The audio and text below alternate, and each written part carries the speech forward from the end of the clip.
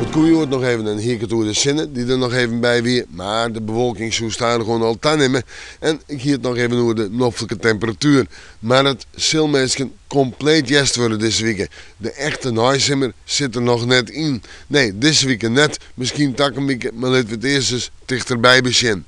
Joen en vannacht bewolking uit een droog ruin. Soms ruint het stevig. Maar vannacht ik wel weer een droge periode. En de temperaturen 14 tot 16 graden. De wind uit het zuidwesten waai vrij krachtig of krachtig. Krijgt 4 tot 6. In het waardgebied Hut krijgt 6 tot zo'n.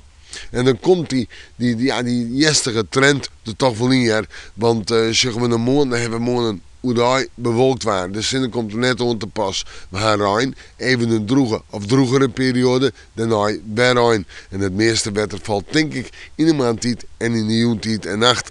En hoe daar zal het morgens aan 18, 19 graden mezen, nog een noffelijke temperatuur. En de wind die komt morgen uit west-zuidwest waai, krachtig rond Hut. De huddewind natuurlijk in het kust- en waardgebied. Wat morgen in het waardgebied zelfs stormig.